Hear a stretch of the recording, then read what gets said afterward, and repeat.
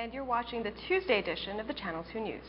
Now, a closer look at emerging details of just how DPS and CPA officers allegedly participated in obstruction of justice, apparently, according to OPA investigators, at the direction of their superiors. Of my 22 years of service in the law enforcement, Mr. or Congressman Sablon, this is my first time to experience another law enforcement officer going the opposite. Instead of trying to assist a fellow law enforcement to execute a summon, a penal summon, and not an arrest warrant, but a penal summon. And it appears that high-ranking officers are really much involved with trying to evade the service of this penal summon to Buckingham. OPA investigators Juan Santos and Juanette Atzalig told lawmakers that several DPS officers initially cooperated with their request for assistance. But then at some point in the evening on August 3rd, the DPS officers were ordered to stand down. They were instructed by a DPS Central Dispatcher that to cease to back off from helping OPA from executing its penal summon, and not to assist OPA, and to inform my partner Juanette David Atzalig to cease, or else she would be arrested. And that was coming from an instruction from 01, which is Ambrosio Gomoro. Atzalig told the panel she was disgusted by the threat of arrest. Because I know there was no grounds for it. To do my job, to be arrested for that just was a joke to me. But I understand the officers had orders. But it was very discouraging.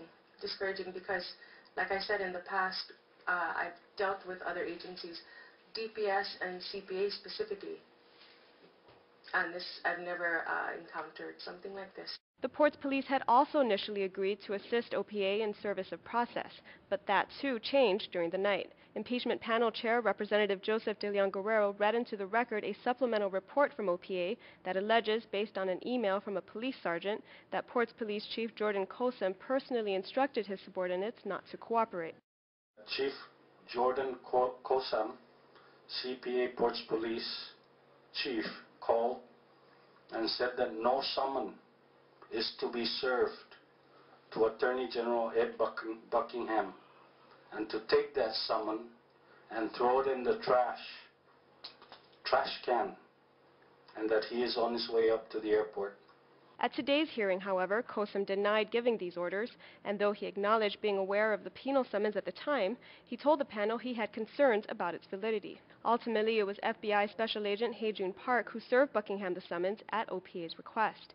But according to OPA, even the FBI encountered obstacles from the law enforcement officers guarding Buckingham at the airport's VIP lounge, including Deputy Police Commissioner Ambrosio Ogumoro. I recall S.A. Park saying that Ogumoro put his hand on his shoulder, and he advised Mr. Ogumoro that he understands he's doing his job, but S.A. Park needed to do his job as well. And he said that he didn't want to make matters uglier because he could have arrested Mr. Ogumoro.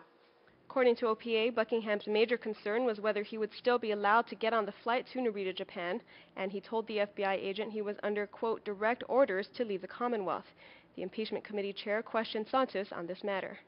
Did you, during your conversation, get some kind of information why he had to depart, and who gave him this direct orders? Who gave the direct orders could only come from someone delegating the AG.